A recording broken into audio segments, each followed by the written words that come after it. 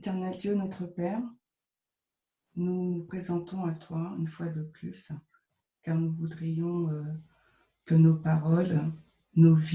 Donc, ce que nous allons partager ce matin et cet après-midi, parce que j'ai 2 slots, c'est le thème « Sommes-nous tous des bigots ?» D'accord. Pourquoi ce thème? Parce que dans le mouvement, c'est un thème qui revient à un certain moment. C'est un thème qui revient. Et la France fait partie du mouvement global, mondial, d'accord? Donc, si ce terme bigot ou bigoterie se trouve au sein du mouvement au niveau mondial, ça veut dire que nous aussi, la France, on est impacté par ce terme-là aussi. Au cours des différentes discussions qu'on a pu avoir les uns les autres, ce terme est venu dans les discussions. Et ce matin et cet après-midi, donc, je vous propose de discuter de ce terme pour savoir si on comprend tous la même chose, qu'est-ce qu'il y a derrière ce terme. Donc, ce matin, on va en parler d'une façon générale au niveau du mouvement. Et cet après-midi, on va vraiment rentrer dans la règle de Miller pour comprendre le contexte du bigot ou de la bigoterie et comment lui, Miller, il expliquait ce terme. Et aussi, on va faire un zoom également cet après-midi sur l'esprit de prophétie pour voir si Miller en tant que prophète et Ellen White en tant que prophète se contredisent ou sont en accord sur la définition de ce terme bigot. Est-ce que ça va jusque-là, notre plan d'étude? C'est super. Oui, d'accord. Donc, surtout, n'hésitez pas donc, à me poser des questions. Si je vais trop vite, parce que je sais que souvent vous me dites que je parle trop vite, n'hésitez pas à me le dire pour que je puisse ralentir mon débit de parole. Si ce que je dis, ce n'est pas clair, eh ben, dites-le également. Et s'il vous plaît, essayons de faire des réponses courtes et concises pour que plusieurs personnes aient la chance de pouvoir s'exprimer si elles le veulent. Donc, comme d'habitude, vous me connaissez, vous savez que je vais interroger les personnes qui se trouvent dans ce forum. Il y a 53 connexions, donc j'espère que j'aurais vraiment voulu que ce soit une discussion ouverte ce matin, ce qui va nous permettre de construire aussi l'étude de l'après-midi. Donc, sentez-vous vraiment libre de pouvoir interagir afin qu'on puisse avancer ensemble sur ce test. Donc, sur ce thème. Donc, la question, elle est posée. Sommes-nous tous des bigots? D'accord? Donc, je vais poser le contexte. Donc, comme je vous ai dit, au niveau du mouvement, ce terme, il est là. Les réponses donc à cette question que je pose, sommes-nous tous des bigots? Eh ben, elles varieront en fonction de notre compréhension du mot, du cadre, du contexte dans lequel on va utiliser ce mot. Mais nous, en tant que prêtres, et c'est ce que Julie n'a pas cessé de nous dire ce matin, en tant que prêtres, on a des automatismes et nous, en tant que prêtres, on travaille sur une ligne de réforme. D'accord? Et nous sommes donc à la fois des étudiants en tant que prêtres, mais nous sommes également des enseignants. D'accord? Le mot bigot, il est utilisé dans la règle numéro 14 de William Miller. Donc, en tant que prêtre, on va placer le terme bigot. Je vous ai déjà donné un élément de réponse. Donc, je demanderai à Axel, comment tu placerais donc le terme bigot sur la ligne de réforme? Je répète ce que j'ai dit, le mot bigot arrive dans les règles de William Miller. Est-ce que tu peux… Alors, Maurice, tu peux juste… dites-moi si vous voyez le tableau. On voit bien, oui. Vous voyez, oui? Oui. OK. Comme ça. Donc, Est-ce que Axel est présent? Je l'ai vu, j'ai vu Axel, Arnaud. Est-ce que Axel, tu pourrais nous dire où tu placerais le terme bigot? Juste pour répéter ce que j'ai dit, ce terme est utilisé dans les règles de William Miller. Est-ce que tu aurais une idée?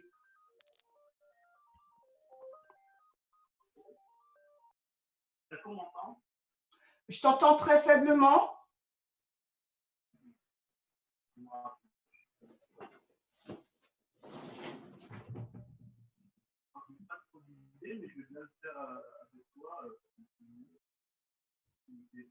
Est-ce que tu peux te rapprocher du micro, s'il te plaît?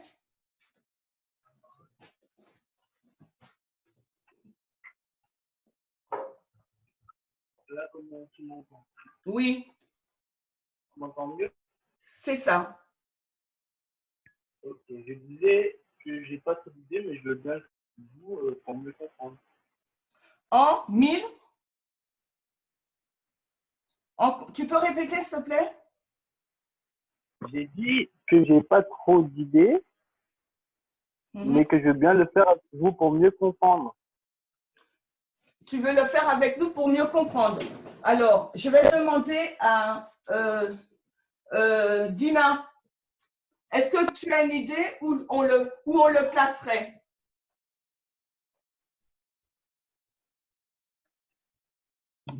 Excuse-moi, Chimène, j'étais sortie une minute, Okay. Je n'ai pas entendu le début. Alors, c'est pas grave.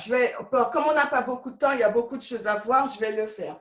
Donc, le mot bigot arrive avec l'étude de William Miller. Donc, nous savons qu'en 1798, Miller, c'est à ce moment-là qu'on le place au temps de la faim. D'accord? Vous êtes d'accord? On le place au temps de la faim, Miller. Oui. Et ensuite, à partir de 1818, 1816, 1818, qu'est-ce qui se passe pour Miller? En 1816, 1818, c'est à ce moment-là, pendant 2 ans, qu'il étudie la parole de Dieu. OK? Oui. Et comment étudie-t-il la parole de Dieu? Ça, on va le voir beaucoup plus en détail cet après-midi. Il étudie la parole de Dieu avec 14 règles.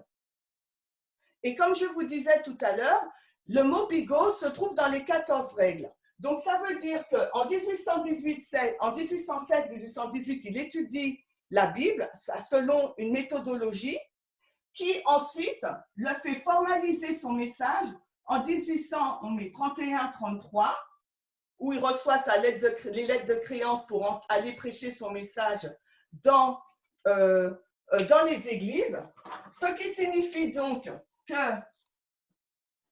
en 1816-1818, c'est là qu'il y a donc l'accroissement de la connaissance. OK? Puisque c'est à ce moment-là qu'il va découvrir les prophéties qui vont justement lui permettre de formaliser son message et de prêcher que dans 25 ans, Jésus va revenir, la terre sera détruite. On connaît tous cette histoire, oui? Oui. OK. Donc, ça veut dire que le mot bigot, sur la ligne prophétique, se trouve au niveau de l'accroissement de la connaissance. Puisque si on va toujours dans l'existant, on prend toujours la première mention du mot, donc c'est ce que nous avons fait selon les règles de la méthodologie, on va dans la première fois où le mot est utilisé. Et comme nous sommes des prêtres, on utilise et on étudie ligne sur ligne, donc nous, on va dans le début de la ligne de l'Israël moderne, puisqu'on est la fin de l'Israël moderne, parce que c'est dans le début de la ligne de l'Israël moderne que le mot bigot apparaît avec William Miller et sa méthodologie. Jusque-là, vous me suivez? Oui? Donc, oui. Ce qui signifie qu'on peut placer le mot bigot sur la ligne de réforme, selon le schéma répétitif, puisque Lies et Dorian nous ont donc, il y a de cela 2-3 semaines, présenté à tour de rôle sous 2 aspects différents le schéma répétitif. Ce qui signifie que lorsqu'on va dans notre ligne de prêtre, donc, nous aurons donc 1989, 2001, 2014, 2019, 2021.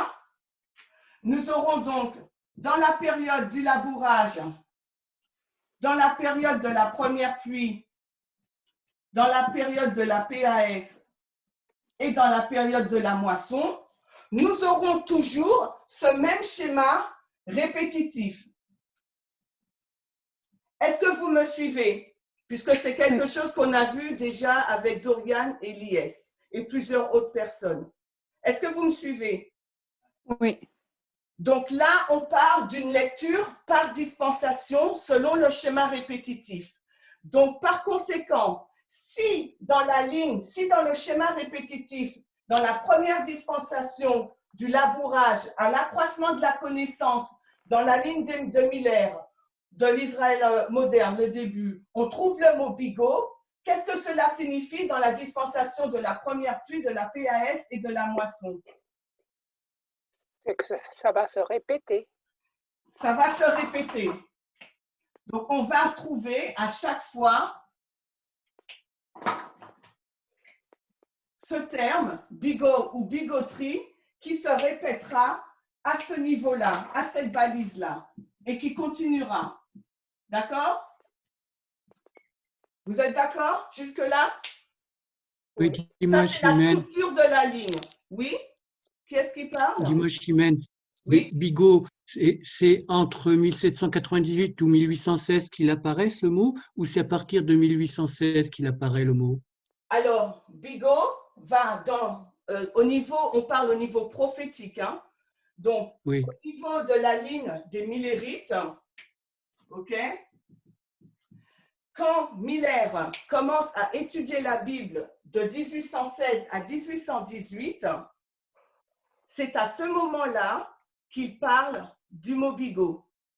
On va le voir en partie, plus en approfondi, de façon plus approfondie cet après-midi, qu'on va vraiment rentrer dans la ligne dans ce texte-là.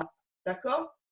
Donc, de façon générale, ce matin, on parle. Donc, le mot bigot arrive quand Miller commence à étudier la Bible selon la méthodologie, selon ces 14 règles que l'on connaît tous, puisque c'est ces règles qu'on utilise et qui est l'enseignement en parabole. D'accord? Est-ce que ça va jusque-là? Oui. Merci.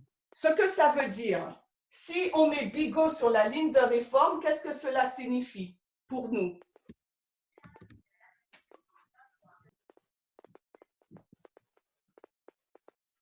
Quand on met un élément, une caractéristique, un symbole dans la ligne de réforme, qu'est-ce que cela signifie? Cela signifie que le mot bigot devient vérité présente. Et c'est pour cela que dans chaque dispensation ou dans chaque ligne de réforme, on va retrouver ce mot bigot. D'accord? OK? Donc, si le mot bigot devient donc un sujet prophétique, vérité présente, dans notre ligne de réforme, ça veut dire qu'on doit retrouver les mêmes caractéristiques de l'évangile éternel. Alors, est-ce que vous pouvez me dire quelles sont les caractéristiques de l'évangile éternel?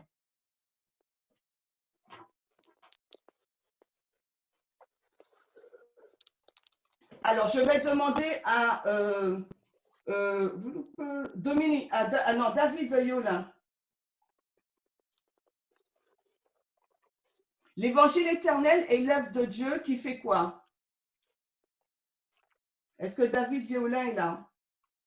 Donc, je vais demander à Josiane. Josiane, l'évangile éternel est l'œuvre de Dieu, l'œuvre de Dieu en introduisant un message qui fait quoi? Qui sépare. Qui sépare qui ou quoi? Qui sépare quoi? Deux catégories d'adorateurs. Alors, dans le cadre du bigot, il y aura quoi? Il y aura une catégorie qui sera bigot et Oui. une catégorie qui ne sera pas bigot. Ce ne sera pas bigot. Est-ce que je peux te poser une question? Bien sûr, bien sûr. Quel est le sens que tu donnes au mot bigot? Voilà. Eh bien, on va y aller progressivement. Parce que sinon, je ne comprends pas. Est-ce que c'est cette dévotion? C'est quoi bigot pour toi quand tu places ce mot sur la ligne? Alors, on va y rentrer un peu plus tard, si tu veux bien. Pour l'instant, je suis dans le sens général, d'accord? Je prends ce qui est entendu en ce moment et on bâtit progressivement. Est-ce que tu es d'accord? Est-ce que vous êtes d'accord? Pour le moment, on est au début, et je veux vraiment y aller pas à pas pour qu'on soit tous sur la même longueur d'onde.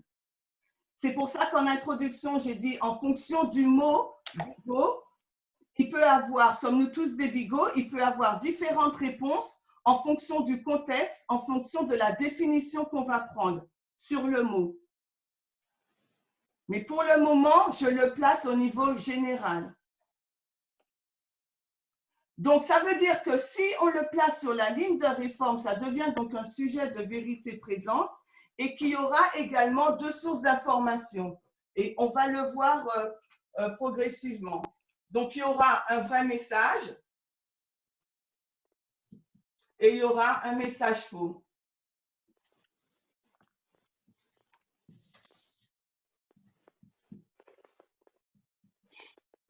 D'accord? Donc, ça veut dire qu'il y a un groupe qui va utiliser l'enseignement en parabole et un autre qui va utiliser une autre méthodologie. D'accord? Est-ce que ça vous va jusque-là? Est-ce que vous me suivez? On te suit. Ok, d'accord. Tu le fais dans le cadre de la règle de Miller, là? Pour le moment, je le fais au niveau de l'évangile éternel. Alors, pourquoi tu poses cette question? Explique-toi. Parce que, comme Miller la raconte, c'est pas en fonction de est-ce que tu crois à un vrai ou un faux message, c'est est-ce que tu vas en fait croire au message qu'il te donne parce que tu l'auras compris pour toi-même, ou bien est-ce que tu répètes les enseignements de ton professeur, Alors, mais sans considérer que ce soit faux ou vrai en fait. Alors, Eric, ce que j'ai dit en amont, ce que tu dis n'est pas tort, n'est pas faux, d'accord? J'ai dit cet après-midi, on va vraiment rentrer dans les règles de Miller pour comprendre ce qu'il dit. Là, je ne suis pas dans la règle de Miller. Là, j'ai placé le mot bigot, d'accord, dans son contexte. Donc, ce mot bigot arrive avec une méthodologie. Cette méthodologie a été délivrée par Miller. Mais si on place, elle arrivait à l'accroissement de la connaissance, maintenant, en plaçant ce contexte, quand tu le places maintenant au niveau prophétique, ça rentre dans la ligne de réforme et donc ça devient vérité présente et ça devient donc l'évangile, ça a les caractéristiques de l'évangile éternel. Pour le moment, je ne rentre pas dans ce que Miller dit par rapport à la bigoterie. Là, je suis dans le mot, je place le mot bigot dans la structure de la ligne de réforme et de l'évangile éternel. Mais Chimène, excuse-moi, mais pour me permettre de mieux comprendre, ce serait mieux, en fait, pour moi, que tu donnes la définition de ce mot, bigot. Parce que Mais tu les amis, définis. il y a 5 minutes qu'on a commencé. Laissez-moi déjà placer le contexte. D'accord. Et ensuite, puisqu'on doit étudier diligemment, donc je vous place le contexte pour qu'on puisse comprendre qu'on est non pas à un niveau moral, on parle à un niveau prophétique. OK? Donc, comme nous sommes des étudiants de la prophétie, des prêtres, OK? Donc, on le place au niveau prophétique et progressivement, on avance dans l'étude. Est-ce que vous êtes d'accord d'avancer progressivement dans l'étude? Oui. Oui. Oui, j'ai juste une question, Chimène. En fait, je ne comprends pas pourquoi est-ce qu'on prend un mot et qu'on veut le mettre absolument sous la ligne, en fait. Et pour moi, s'il fallait prendre le mot bigot, il faudrait regarder s'il n'apparaît pas avant Miller. Pourquoi est-ce qu'on le prend? Parce qu'il est il est dans les règles de Miller, pourquoi est-ce qu'on le prend là? Est-ce qu'on a regardé s'il apparaissait avant? Parce que nous sommes, c'est une très bonne question, Gladys. Je n'avais pas pensé à l'introduire, tu me permets de l'introduire. En tant que mouvement de réforme, d'accord, on est la dernière génération, on est la fin de l'Israël ancien, ok, les 144 000, les prêtres. Donc nous, qu'est-ce qu'on va faire? Selon l'enseignement parabole, on compare et contraste. On va dans la première mention. Donc nous, en tant que étudiants de la prophétie, on retourne au début. Et où est-ce que, dans le début, dans l'alpha de notre histoire, où est-ce qu'on trouve ce mot? Ce mot se trouve dans l'enseignement en parabole, la méthodologie qu'on utilise aujourd'hui, les règles de Miller. Et c'est parce que ce mot se trouve dans les règles de Miller qu'il est utilisé, parce que c'est notre méthodologie, tu comprends? C'est parce que nous, on est l'oméga, Miller et l'alpha. Donc, on fait juste une comparaison et contraste. Comme Miller a parlé de bigoterie, donc et comme on utilise ces règles à la fin de l'adventisme, on dit, eh bien, Miller a dit, il ne faut pas être des bigots. Donc, c'est pour ça que ce mot arrive et c'est pour ça qu'on le met dans la ligne de réforme. Parce qu'on étudie selon les règles de Miller, ligne sur ligne. Est-ce que c'est clair pour tout le monde? Oui, ton idée, c'est de comparer la ligne des millérites avec la nôtre. Pour le moment, ça, c'est ce qu'on va faire cet après-midi. Alors, attendez, excusez-moi. Pour le moment, on n'est qu'au niveau général. On n'est qu'au niveau général. Je place le contexte du mot bigot dans la structure de la ligne prophétique et je dis comme ça devient, ce mot est tiré de notre méthodologie et arrive à l'accroissement de la connaissance, ce mot bigot rentre dans la ligne prophétique, la structure et devient vérité présente. Par conséquent, ce mot a les mêmes caractéristiques que la définition qu'on connaît tous de l'évangile éternel. Pour le moment, je ne rentre pas dans les règles de Miller, c'est cet après-midi. Pour le moment, je reste au niveau général, je place le mot bigot dans notre structure prophétique. Je reste en général. J'ai juste pris la première mention, une des règles de l'enseignement en parabole. J'ai comparé, contrasté. Où arrive ce mot? Ce mot arrive en 1816-1818 dans les 14 règles de Miller, l'alpha de notre histoire. C'est pour ça qu'on le retrouve dans notre oméga. Maintenant, on le place dans le schéma répétitif à l'accroissement de la connaissance. Ça signifie que c'est vérité présente et il a les mêmes caractéristiques que l'évangile éternel. Est-ce que c'est bon pour vous ou c'est confus? C'est bon. Oui? Donc, ce que je dis, comme ça devient vérité présente et selon le schéma répétitif, on doit le retrouver dans chaque dispensation. Et on sait qu'on a 4 dispensations. OK? Donc, maintenant, on continue, on avance et vous allez peut-être comprendre. Donc, nous comprenons donc que quand Dieu, il suscite un mouvement, par rapport à la définition de l'évangile éternel et dans ce qu'on a vu au tableau, son but, Dieu, c'est de préparer un peuple pour faire l'œuvre finale. Donc, en tant que 144 000, on sait que Dieu, son objectif dans notre mouvement de réforme en tant que prêtre, c'est de nous préparer pour faire l'évangélisation auprès des Lévites et des Nétiniens. Dans l'histoire des Millérites, c'était pour faire donc les préparer à faire l'évangélisation, d'accord, des Millérites, mais aussi donc du monde, ok, en 1850. Mais aussi, c'était pour mettre un terme à la grande controverse entre lui et Satan. D'accord? Donc, quand Dieu suscite un mouvement de réforme, c'est cet objectif-là qu'il a en place. Donc, il va susciter un messager à qui il va donner un message et qui va rassembler ce peuple, d'accord, pour accomplir ces deux actions-là. Et si ce messager et ce message sont reçus par le peuple de Dieu, ils deviennent des instruments dans la main de Dieu, d'accord, par lequel Dieu sauvera son peuple en mettant en œuvre le plan de la rédemption et son plan. Le thème central de la Bible, celui sur lequel se concentre tout le reste du livre, est le plan de la rédemption, la restauration dans l'âme humaine de l'image de Dieu. La science de la rédemption est la science de toutes les sciences. La science qui est l'étude des anges et de toutes les intelligences des mondes non déchus. La science qui retient l'attention de notre Seigneur et le Sauveur. La science qui entre dans le but fixé dans l'esprit de l'infini, qui a tenu secret depuis longtemps le commencement du monde. La science qui sera à l'étude des rachetés de Dieu à travers des âges sans fin.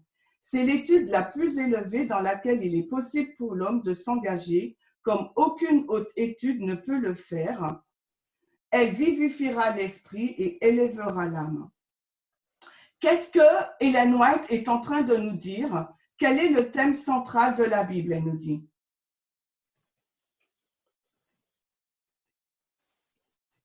La science de la rédemption. Elle nous dit que, vous voyez mon écran là maintenant, la citation? Non, on te voit toi. Donc, le thème central de la Bible, elle nous dit, c'est le plan de la rédemption. D'accord?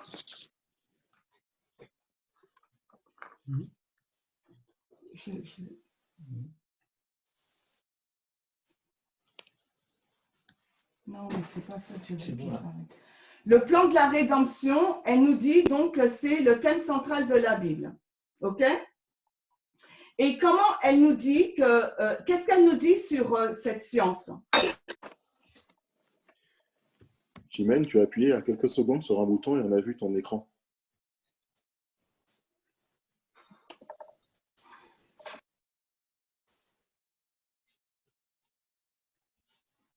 Et là, vous voyez? Ça charge, ça charge. C'est bon, c'est bon, c'est bon, c'est bon, super. Yes. Elle nous dit donc le thème central de la Bible, c'est le plan de la rédemption, ok? Et elle le qualifie de la science des sciences.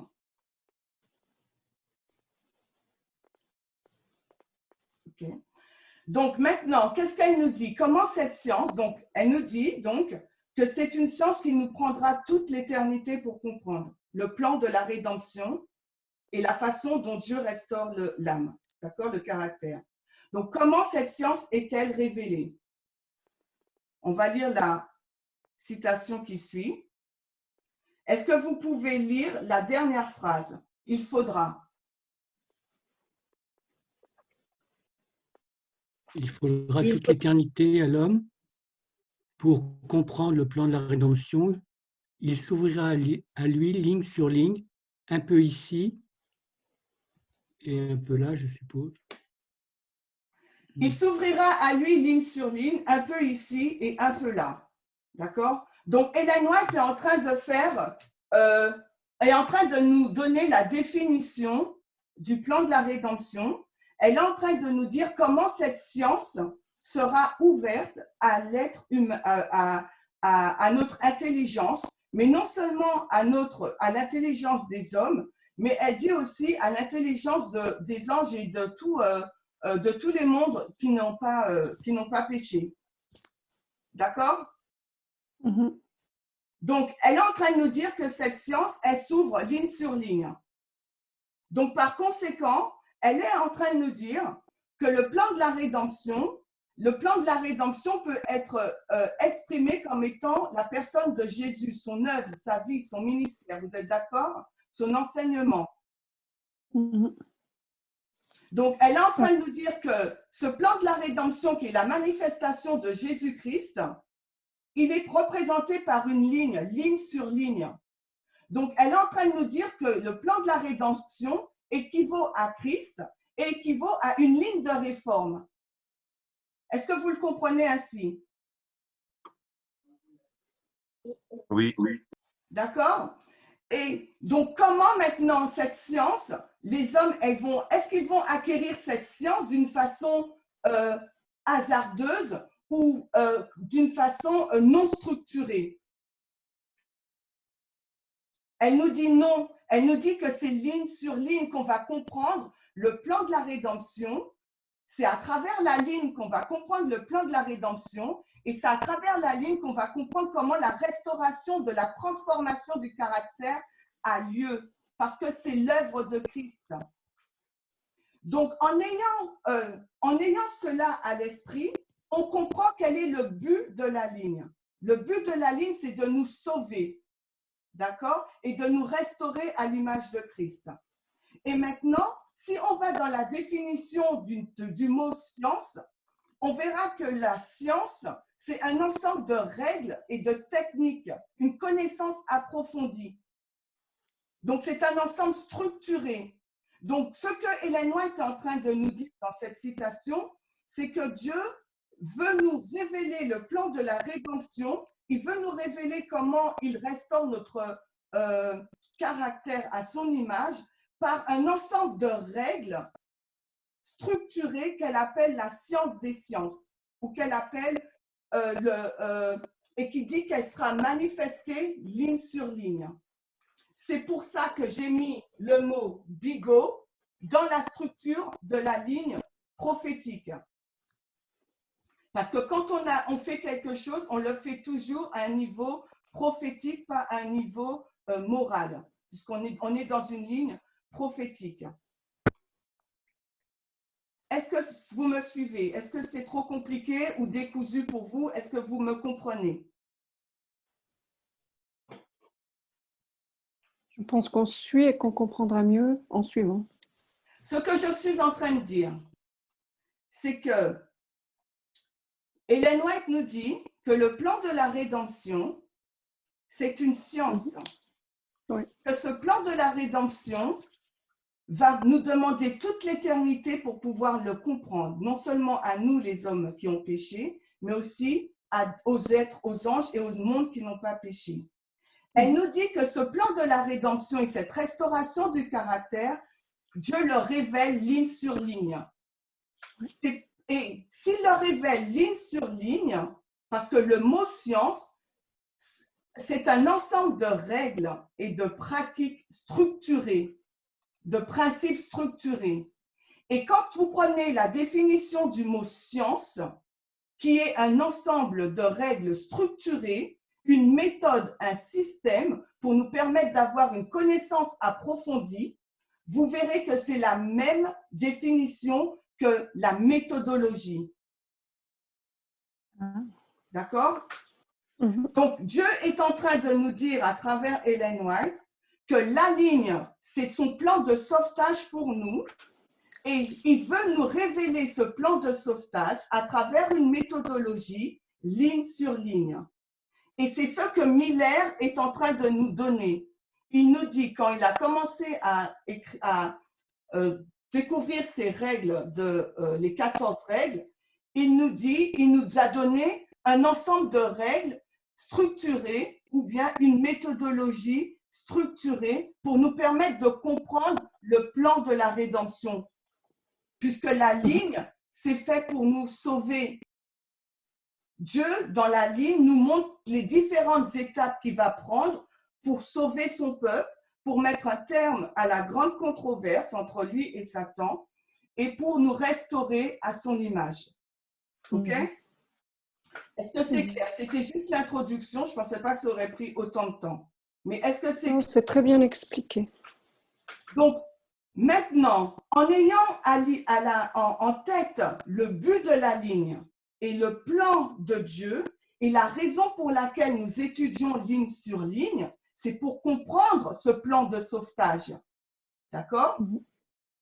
C'est pour comprendre ce plan de sauvetage, pour qu'on puisse être les instruments que Dieu va utiliser pour mettre un terme à la grande controverse et pour qu'on puisse être restauré à l'image de Dieu.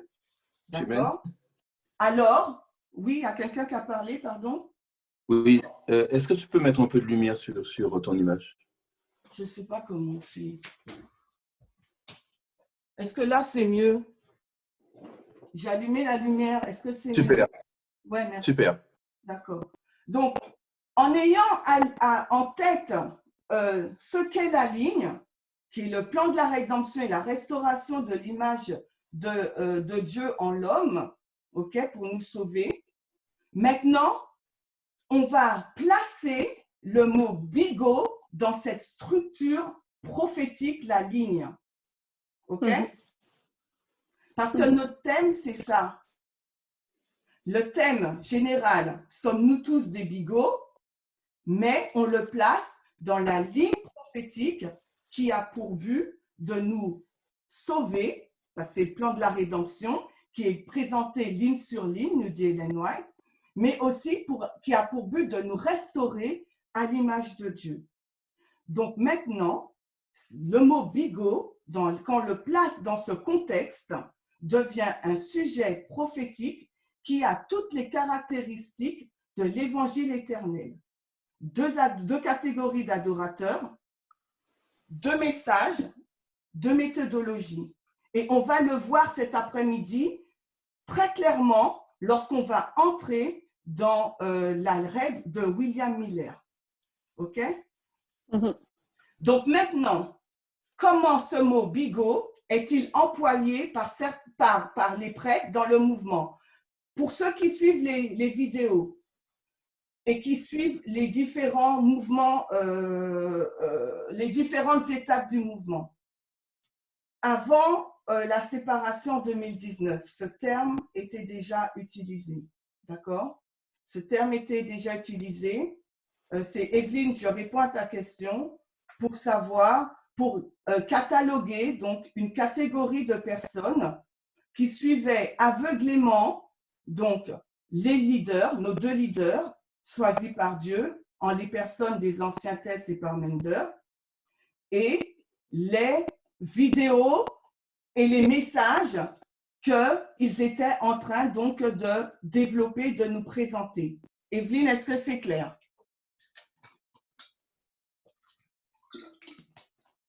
Evelyne n'est pas présente. Ah ben. Est-ce que pour les autres, c'est clair? Non, Chimène, là, je n'ai pas bien compris ce que tu as dit. Qu'est-ce que tu fais? Tu peux Alors, dire parce que tu as... Oui. Comment le mot bigot est employé par le mouvement? Avant 2019, avant le 9 novembre 2019, pardon, le terme bigot a ressurgi, on va dire. Donc, dans la dispensation de la pluie de l'arrière-saison 2014-2019, le terme bigot a ressurgi dans le mouvement. Les prêtres qui utilisent ce mot, ok, cataloguaient ou labellaient, je ne sais pas si ça se dit en français, labellaient donc une catégorie de prêtres qui suivaient pour eux aveuglément les deux leaders du mouvement, en les personnes des anciens Tess et Parmenter, mais aussi pour cataloguer ou étiqueter les personnes qui recrachaient, comme il disait, les messages présentés dans le cri de minuit, donc présentés par les anciens Tess ou Parmenter. Donc pour eux, le mot bigot était synonyme de suivre aveuglément donc les messages qui sont présentés dans le mouvement et de suivre les deux serviteurs que Dieu a suscités dans le mouvement. Est-ce que c'est compris? C'est ça le contexte. Merci. Maintenant, ensuite, il y a eu des déclinaisons de ce mot. OK?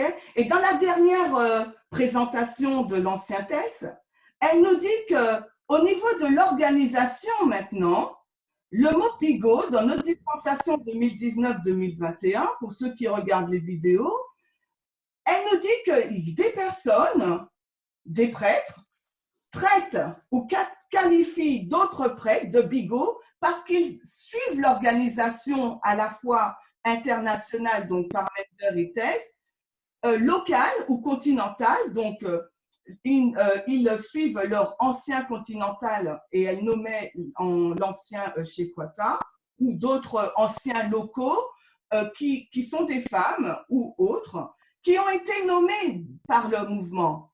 Donc, ces prêtres disent, vous êtes des bigots si vous suivez ces dirigeants, si vous suivez l'organisation, mais vous êtes aussi des bigots si vous répétez, tel un perroquet sans comprendre, les messages de Tess et de Parmender. OK?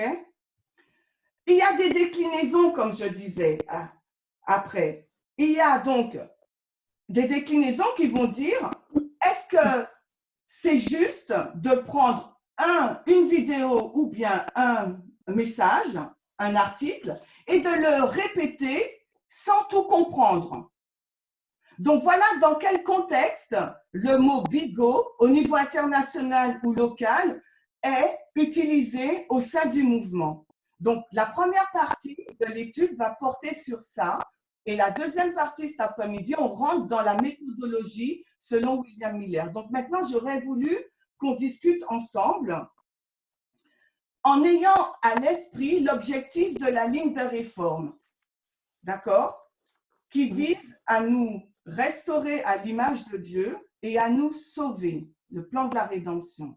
Donc maintenant, est-il juste de penser que cet apprentissage qui consiste à étudier le matériel du mouvement disponible sous forme de vidéos et d'articles et de le retransmettre tel quel fait de nous des bigots?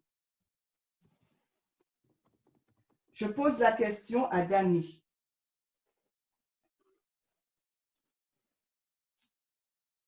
Est-ce que Dani est toujours présente? Non, tu m'entends ou pas? Oui, je t'entends. Je crois pas que ça fasse des vidéos. Je ne t'entends pas bien. Je ne sais pas si les autres t'entendent bien aussi. Attends, je décroche mon micro, mes écouteurs.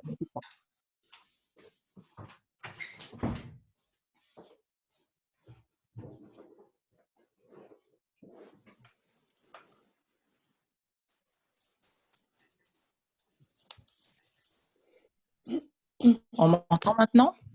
Oui. Est-ce que vous voyez le PowerPoint? Oui. OK. Je pense que le fait de répéter les choses, c'est une forme d'éducation, tout comme on peut voir ce schéma dans l'éducation d'un parent vis-à-vis de son enfant. Parfois, on lui dit on lui donne un modèle, on lui dit de le reproduire, parfois il ne comprend pas, mais au fur et à mesure du chemin qu'il va emprunter, de l'éducation qu'il va suivre, ça va lui permettre de comprendre les choses. OK. J'aimerais poser la question à Xusheng. Est-ce que Xusheng est là?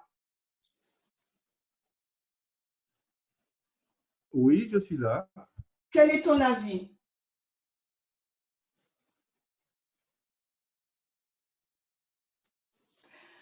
Est-ce que tu vois le slide? J'ai mis bigot ou apprentissage? Oui, oui, je vois. Alors, dis-nous ton avis, s'il te plaît.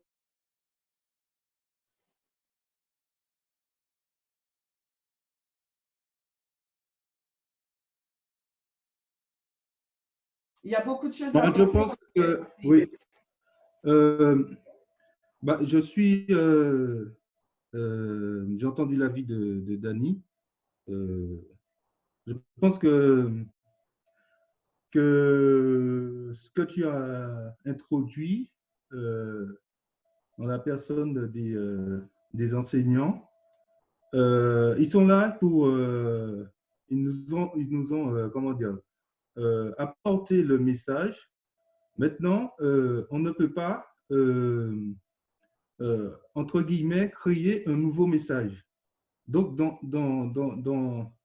c'est vrai qu'il nous faut nous approprier le message, c'est-à-dire réétudier afin qu'on puisse le comprendre par nos propres mots, mais avoir la même pensée qu'ils nous ont donnée. Donc, je pense que c'est un enseignement qui nous est donné pour pouvoir, qui doit être formalisé chez nous pour pouvoir le reproduire. Je ne sais pas si je me suis fait comprendre. Est-ce que vous comprenez ce que Suchen dit? Sinon, il répéterait, il va répéter. Allô? Est-ce qu'il y a du monde sur la plateforme? Oui, oui. Oui, oui. Est-ce que vous avez compris l'explication de Suchen où il doit répéter? Je pense. Est-ce que tu peux répéter, s'il te plaît, Suchen? Merci. Suchen, s'il te plaît. Sois concis. Je disais que c'est comme un professeur qui nous donne un enseignement et cet enseignement doit être compris chez nous, disons, doit être compris de notre part, c'est-à-dire qu'on doit fournir un effort pour pouvoir intégrer cet enseignement. Et lorsque nous l'aurons compris, cet enseignement va être pour pouvoir le réexpliquer à d'autres. Ça ne veut pas dire que je vais prendre l'enseignement qui m'est donné et le recracher comme ça sans rien comprendre ou donner un nouvel enseignement. Je ne peux pas donner un nouvel enseignement. Il me faut, comment dire, il me faut intégrer l'enseignement qui m'a été donné pour pouvoir le retranscrire. Merci. J'aimerais entendre Marie-Danielle. J'ai vu Marie-Danielle, je ne sais pas, je ne la connais pas. Marie-Danielle, est-ce que tu es là? Est-ce que tu voudrais bien répondre, s'il te plaît?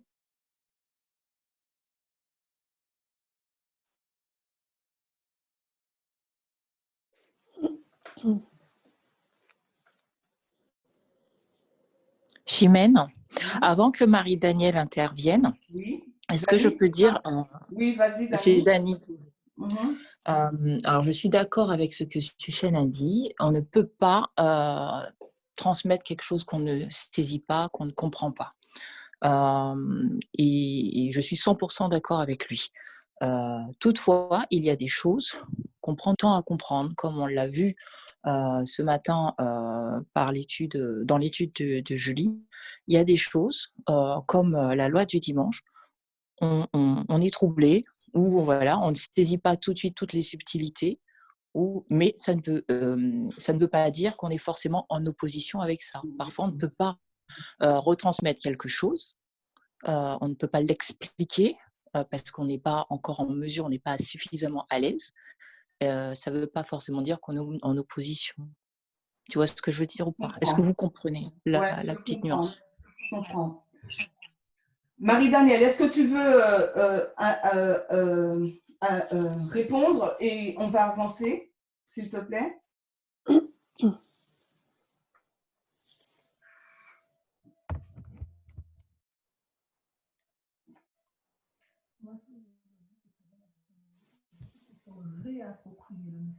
Est-ce que tu peux te rapprocher du micro, s'il te plaît? On a du mal à t'entendre. Voilà, c'est ça que j'ai dit. Des fois, on veut chercher… Alors, Suchen, on t'entend. Tu peux couper ton micro, s'il te plaît? Marie-Danielle ne parle pas. Donc, Marie-Danielle, tu ne peux pas t'exprimer ou tu n'as pas de micro ou tu ne connais pas la réponse?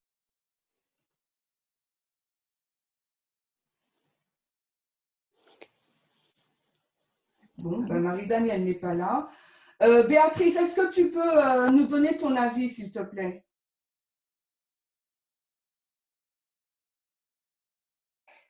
Est-ce que tu peux juste reformuler la question?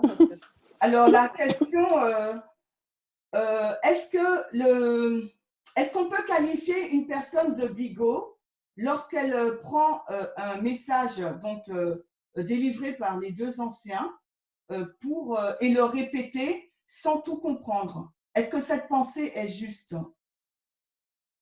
Est-ce que c'est de la bigoterie ou de l'apprentissage?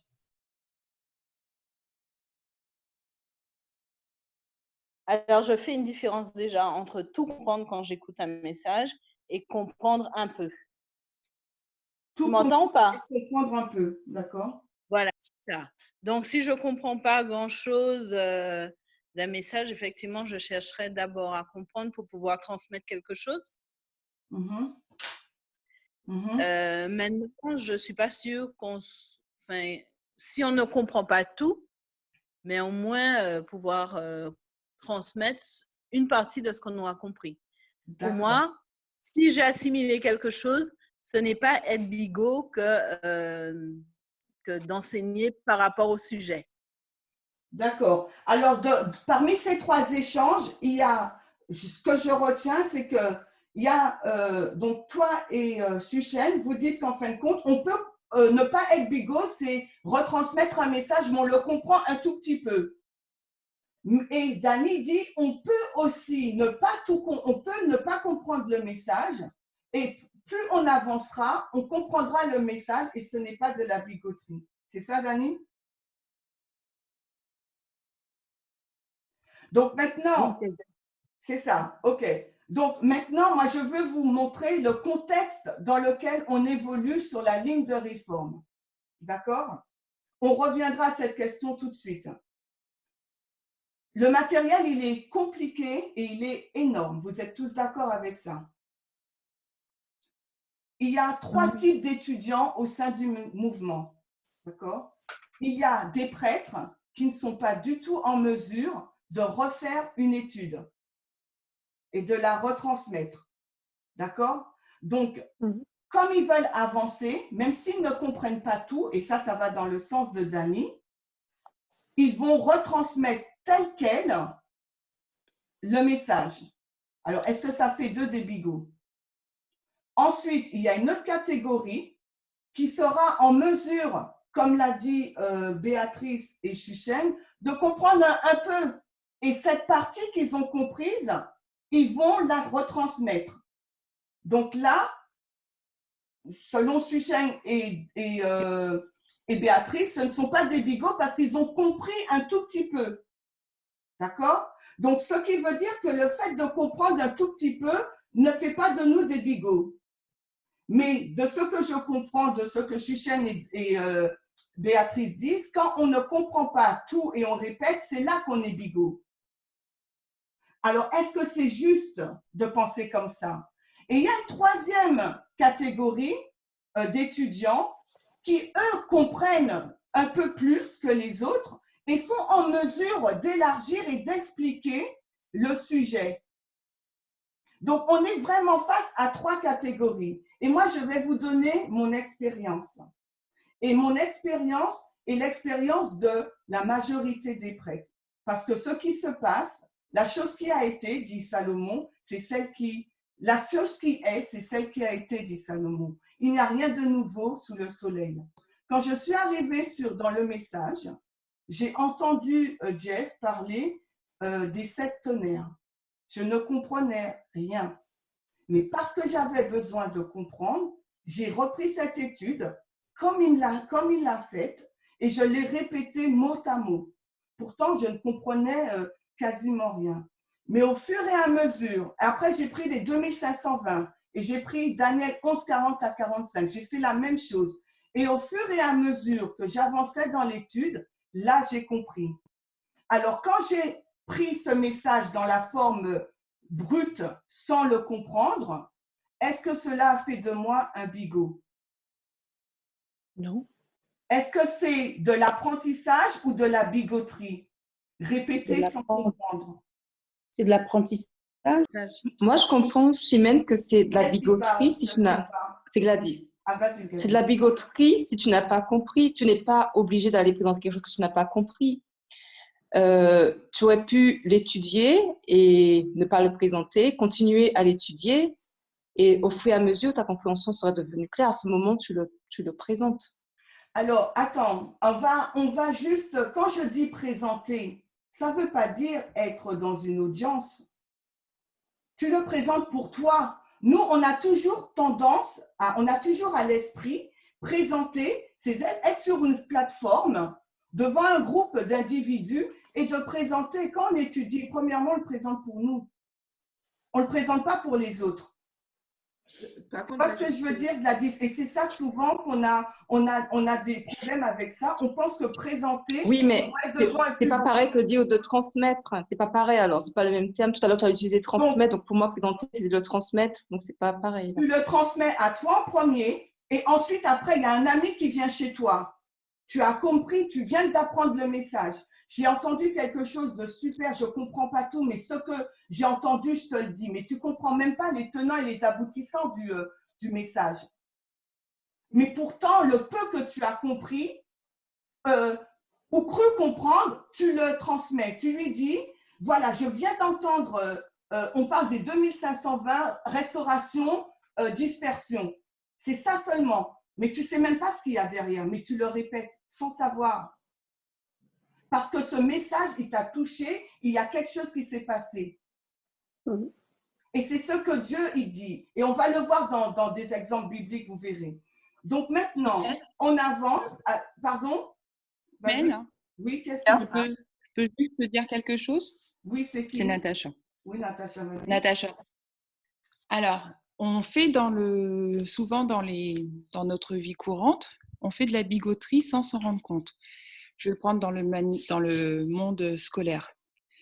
Quand on ne comprend pas, par exemple, une formule de mathématiques, on ne la comprend pas, mais à force de faire cet exercice, on va finir par être sur plusieurs cas et le comprendre. Et ce que nous montre un peu la méthodologie, c'est qu'on voit aussi ce qui se passe en externe pour nous permettre de comprendre ce que l'on vit en interne.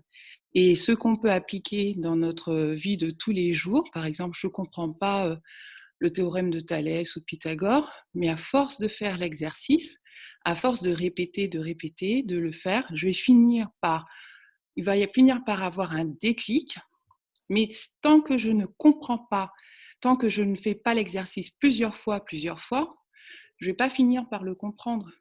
Il faut que je m'exerce, il faut qu'il y ait une application pratique de ce que je ne comprends pas pour que je puisse l'assimiler. Puisque le cerveau est fait de telle sorte que c'est à base de répétition qu'on finit par comprendre les choses. Merci. Et c'est là où je voulais venir avec vous. C'était parce que, est-ce que nous comprenons tous dans la vie? Moi, je me rappelle, je parle de mon expérience et je pense que c'est la vôtre aussi, quand on était enfant, nos parents nous disaient de répéter des choses ou de faire des choses et on ne comprenait pas les tenants et les aboutissants. Mais on le faisait. Et Josiane, excuse-moi, mais tu sais pourquoi je t'interroge, qu'est-ce que ta mère disait? Parce qu'on a eu cette discussion, Josiane et moi. Ah oui, je m'en souviens. C'est-à-dire, mais ce qu'elle me disait, tu vas comprendre plus tard. Voilà. Fais-le. Tu comprendras plus tard. Persévère. Ça fait de nous des bigots. C'est un apprentissage à la vie. La science, dire quelque chose? Excusez-moi, il y a quelqu'un qui parle? Oui, Vadim. Vadim, vas-y, Vadim. Oui, je voulais Alors, dire laisse-moi par juste rapport finir ma pensée et après, je te donne la parole. Excuse-moi, parce que sinon, j'ai oublié. Ok. Moi, je dis que ce que je pense, c'est que la bigoterie, à ce moment-là, on est tous des bigots parce que ça fait partie de la phase d'apprentissage de bébé à l'âge adulte. On apprend à un enfant à faire une recette de gâteau. Elle ne connaît pas l'alchimie qu'il y a entre le lait et la farine ou entre le lait et la levure, mais elle suit à la lettre les consignes pour réussir son gâteau.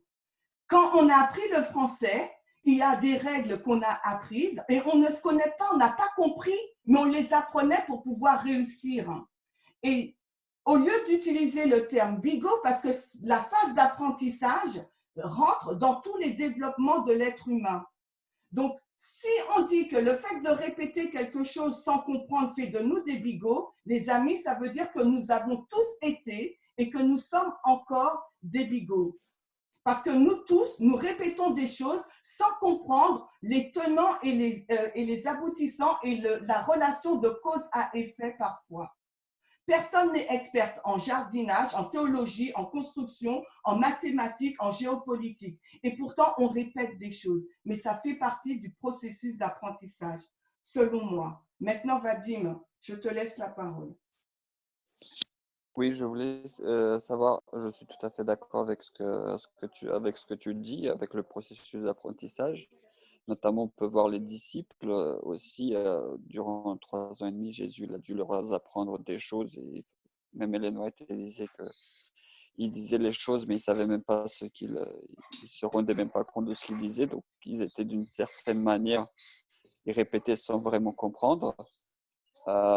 Maintenant, l'idée, c'est que par rapport à lorsque nous avons eu notre temps avec Jeff, nous avons souvent répété des choses que nous n'avons pas comprises. Et lorsque l'ancien parlementaire est arrivé, il nous a démontré en fait que nous sommes faux. Et donc, c'est ça ici aussi que je voulais comprendre. Comment est-ce que ça se passe avec cette partie-là? Parce que notamment sur le 11 septembre, sur d'autres. Ok, eh bien on va y aller dans juste l'histoire répéter. des… D'accord, Vadim, merci. C'était mon point qui suit. Donc, on va prendre des exemples. On va prendre 5 exemples, ok? Et on va essayer de comprendre la dynamique qu'il y a derrière. Il est déjà 12h40. Donc, on va prendre le premier exemple. C'est l'exemple le plus simple. Jean 12, verset 49. C'est l'exemple de Jésus. C'est notre modèle. On commence par lui, d'accord? Donc, Jésus nous dit, dans Jean 12, 49, « Car je n'ai pas parlé de moi-même, mais le Père qui m'a envoyé m'a lui-même commandé ce que je vais dire et de quoi je devais parler. » Alors, Jésus dit qu'il a répété les paroles que son Père lui a mises dans sa tête et dans sa bouche. Est-ce que ça fait de lui un bigot? Alors, Chimène, excuse-moi, mais j'ai du mal avec l'étude parce que on n'a toujours pas défini vraiment bigot dans le sens qu'on dit. Il y a un sens vraiment péjoratif. Et il me semble que lorsqu'on dit en général qu'on est bigot, ou quand William Miller en parle dans sa règle, c'est pas juste de répéter pour apprendre, c'est un autre sens. Alors, Gladys, excuse-moi de t'interrompre.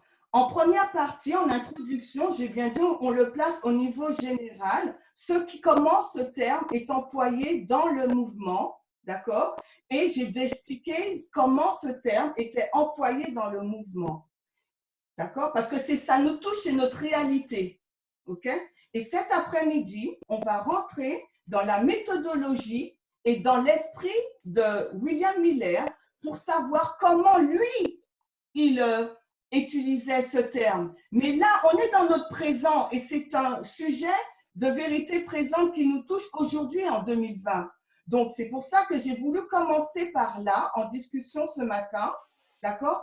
Et j'ai placé le contexte, comment le mot bigot ou la bigoterie est utilisé. Je vais répéter pour toi, peut-être tu n'as pas entendu. Dans le mouvement, le mot bigot est utilisé pour qualifier des prêtres, donc toi et moi, qui suivent Parmenter et Tess aveuglément. Ils les reconnaissent comme des leaders, premièrement.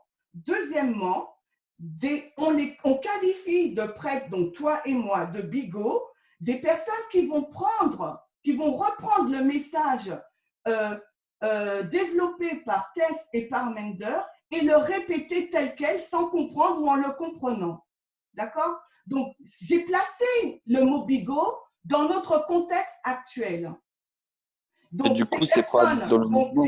Donc, ces personnes disent qu'on suit aveuglément et on répète sans comprendre ou en comprenant les messages des serviteurs choisis par Dieu sur notre ligne de réforme. Et j'ai bien dit, garder notre thème en tête, c'est le mot bigot, mais dans la structure de la ligne de réforme, qui est le plan de la rédemption pour nous sauver et pour nous restaurer à l'image de Dieu. Donc, je l'ai bien dit, il y a un thème général. Dans la structure prophétique, j'ai identifié ce qu'est la ligne prophétique. Et maintenant, j'ai placé le mot bigot dans son contexte, dans notre vérité présente, la dispensation de la moisson et de la pluie de l'arrière-saison. Et c'est de ce que je veux qu'on parle aujourd'hui, mais beaucoup de personnes veulent déjà aller dans Miller. Et moi, c'est cet après-midi. Là, non, c'est pas qu'on veut aller dans Miller. Je voulais juste dire un truc. Tu as dit dans le mouvement, on définit le terme bigot, mais ça, la façon dont tu l'as dit, c'est ceux qui sont plutôt contre le mouvement qui vont définir le mot bigot de cette façon-là. Oui, Vadim, mais néanmoins, je ne sais pas si tu étais là au début, donc c'est ce que j'ai montré au tableau.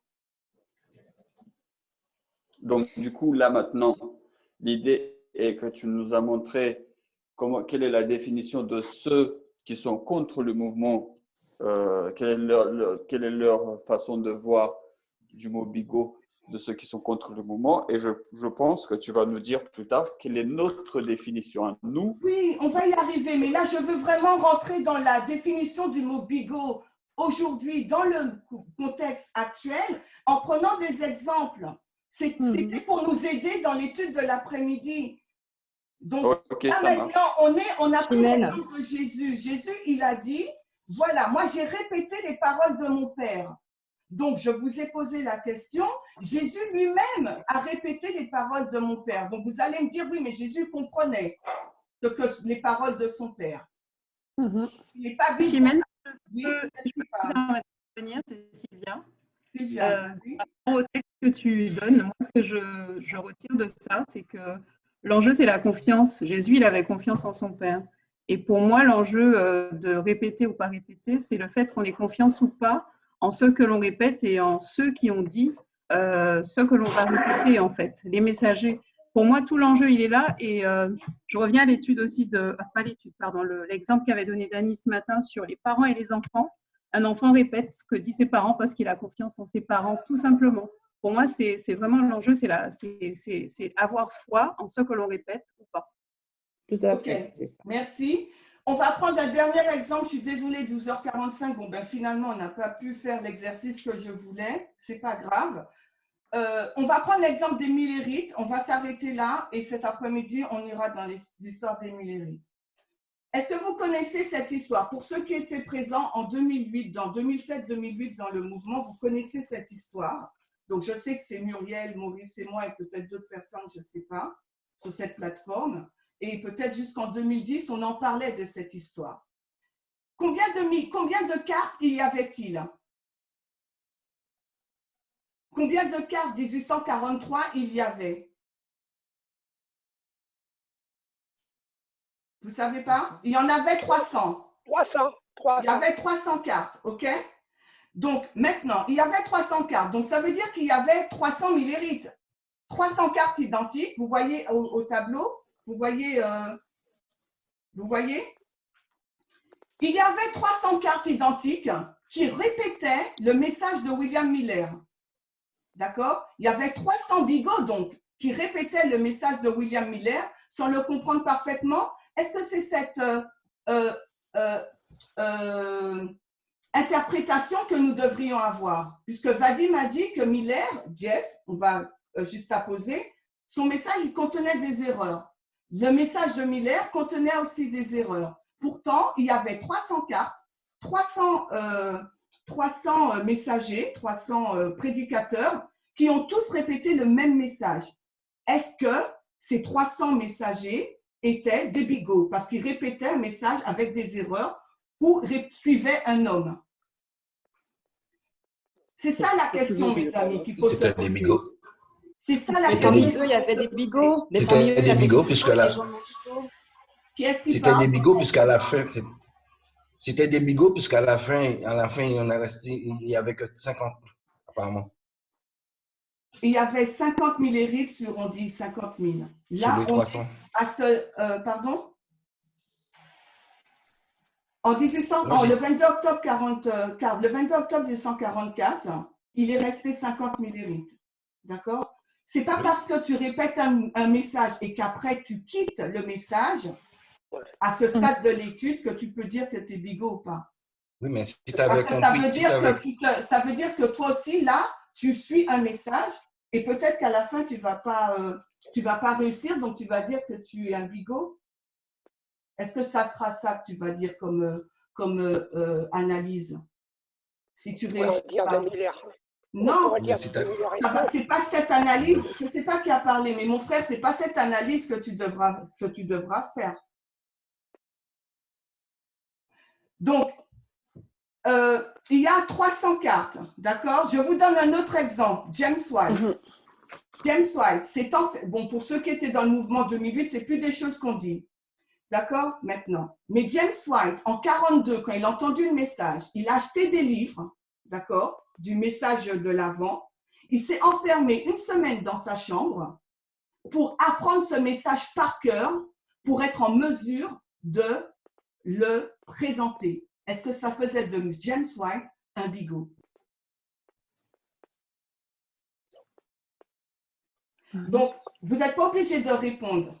Je vous mets la citation au tableau, mais c'était juste une réflexion pour savoir si le terme que l'on emploie pour qualifier des personnes qui veulent apprendre le message que Dieu a donné à ses messagers pour nous sauver et pour restaurer notre image, notre caractère à l'image de Dieu, quand ces personnes, qu'elles comprennent rien ou une partie du message ou beaucoup plus, essayent de le représenter tel quel, est-ce que ça fait de ces personnes des bigots ou est-ce une phase d'apprentissage? Et est-ce une marque de confiance dans le mouvement et la façon dont Dieu fait les choses? Moi, j'ai commencé comme ça et je connais plein de personnes qui ont commencé comme ça. Et quand on commençait, on arrivait dans le mouvement, la première chose qu'on nous disait, prenez une vidéo, prenez une newsletter et recrachez-la. Et plus vous allez le faire, plus vous allez comprendre. Quand on est à l'église adventiste, pendant des années, on était des bigots alors, parce qu'on nous a raconté l'histoire du fils prodigue, de Noé, etc., de la même façon pendant 30 ans. Et on l'a recraché tel quel. Est-ce une phase d'apprentissage ou est-ce de la bigoterie? Je peux dire quelque chose, Laurence? Oui, Laurence. Je me rappelle qu'il y a quelques années en arrière, Parminder Beyond me disait, si tu prends quelque chose, même si tu ne le comprends pas tout à fait, et tu le retransmets, automatiquement, il y a des questions qui te seront posées. Les gens vont te poser des questions, il y a des choses qui, à travers ces questions, tu ne vas pas comprendre, et tu vas retourner, ça va te pousser à aller de l'avant. Et il dit, si tu ne fais pas, même si tu ne comprends pas tout, si tu ne transmets pas, tu n'apprendras pas, tu n'avanceras pas. Donc, il m'a dit, même si c'est vraiment une petite chose, même si tu n'es pas à 100% dans la compréhension, transmets-le, enseigne-le et tu grandiras.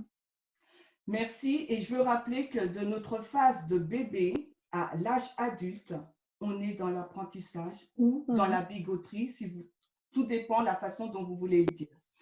Je vais conclure parce que j'ai dépassé l'heure. Je vais simplement vous rappeler que Dieu, il décèle des messages particuliers sur notre ligne.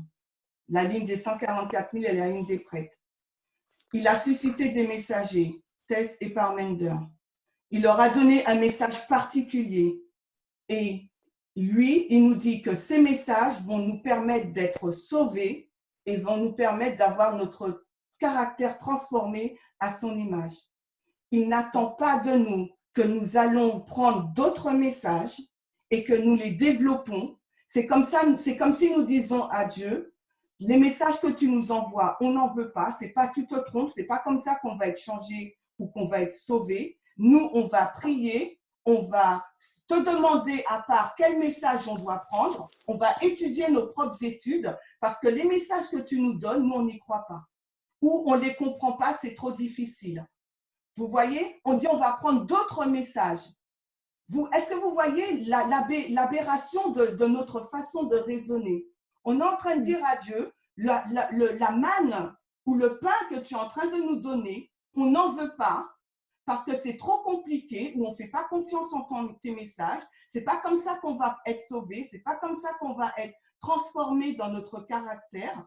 D'accord? Donc, moi, je vais prier Dieu dans ma chambre. Il va me montrer quelle étude faire. Je vais prier Dieu pour lui demander qu'est-ce que je dois étudier en ce moment. Et je vais le présenter sur la plateforme ou à d'autres personnes. C'est comme, on est fou si on fait ça. Ça veut dire qu'on ne reconnaît pas l'œuvre que Dieu est en train de faire dans notre vie, mais aussi au niveau du mouvement. Donc, moi, je veux juste vous interpeller sur cette question-là aussi et sur le fait aussi que c'est comme ça que Dieu fait les choses. Dès notre plus jeune âge, il nous donne des messages pour qu'on puisse les répéter. Et nos parents nous disaient et nos professeurs nous disaient, fais-le et tu comprendras plus tard. Et plus on avance, plus on grandit dans notre compréhension et plus on ajoute des choses. Donc, il y a 3 catégories d'étudiants parmi nous. ceux qui ne sont pas en mesure de comprendre un message, mais qui vont le répéter tel quel. Moi, je suis passée par là et je dis Amen, ça m'a beaucoup servi.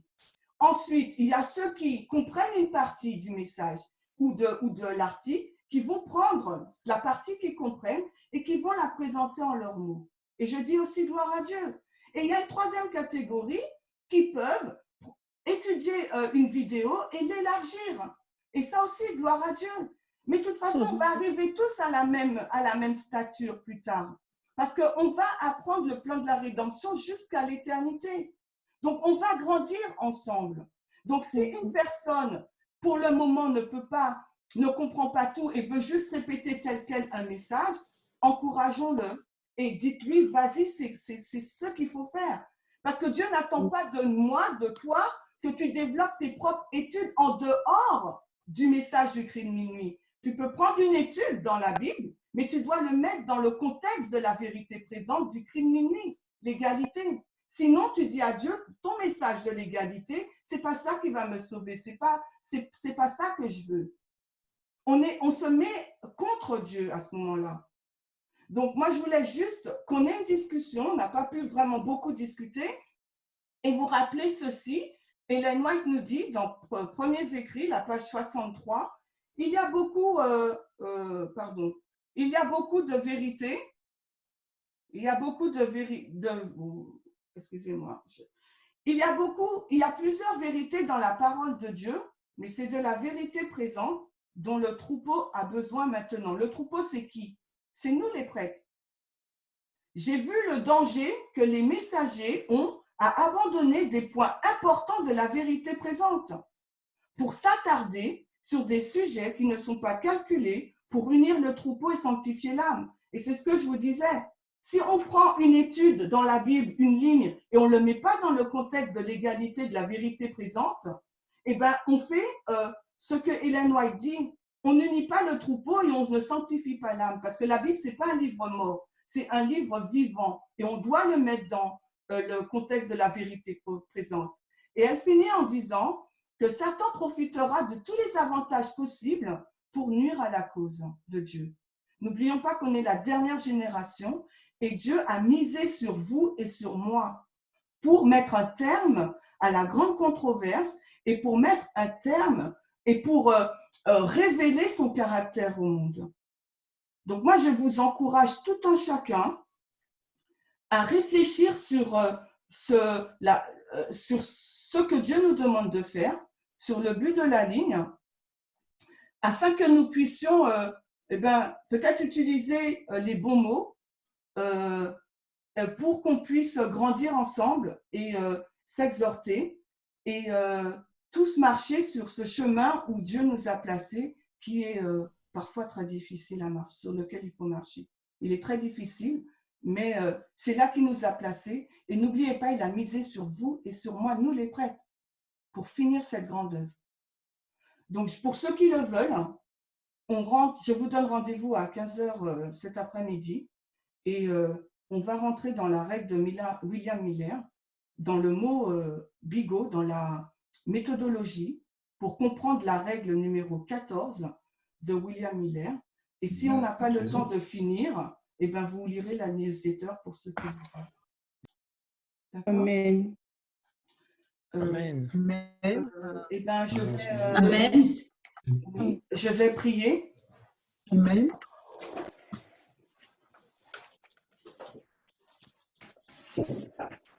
Éternel Dieu notre Père, nous sommes devant toi, nous venons tels que nous sommes, avec nos doutes, nos incompréhensions, nos luttes, nos fardeaux, mais nous voulons croire en ce mouvement de réforme que tu as suscité dès 1989. Nous voulons croire que tu as misé sur chacun d'entre nous, Seigneur, afin que nous puissions remplir cette mission élevée. Nous savons que les prophètes de l'Ancien Testament ont voulu vivre les temps dans lesquels nous nous trouvons, et nous qui vivons ces moments, Seigneur, glorieux pour ta gloire, eh ben nous luttons et nous avons encore des doutes.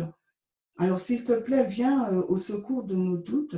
Ouvre-nous l'intelligence pour comprendre, Seigneur, que tout ce qui se passe, nous devons le mettre à un niveau non pas moral, mais à un niveau prophétique sur la ligne de réforme, parce que c'est là, sur cette ligne, que tu nous révèles ton plan, Seigneur. Et il faut qu'on voit que ce n'est pas une question morale, c'est une question prophétique dans la grande controverse entre Satan et toi, pour notre salut ou notre mort. Il faut qu'on comprenne que tout ce qu'on étudie, Seigneur, ça a une portée de vie ou de mort, ça a une portée prophétique. Et tu as misé sur chacun d'entre nous pour pouvoir te représenter au monde et pour pouvoir être avec toi au ciel. Nous voulons tous vivre l'éternité. Nous voulons tous te voir face à face. Nous t'aimons tous, nous te chantons tous, nous te prions tous. Nous faisons de toi notre roi, notre Seigneur et notre Sauveur. Alors, aide-nous à accepter les moyens que tu mets à notre disposition pour pouvoir être avec toi et vivre l'éternité promise. Nous te réclamons ces grâces dans le nom de Jésus. Amen. Amen. Amen.